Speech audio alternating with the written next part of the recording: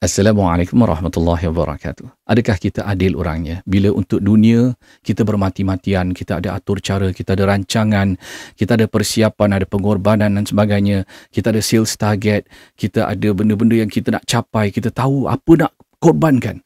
Tapi untuk akhirat, untuk bulan Ramadan ini, sebulan saja, kita berkira, alah seadanya lah, tak payahlah stres-stres, tak payahlah, kita buat apa yang kita mampu je, alah kadar je. Tapi untuk dunia, oh tak ikhlas pun kita buat.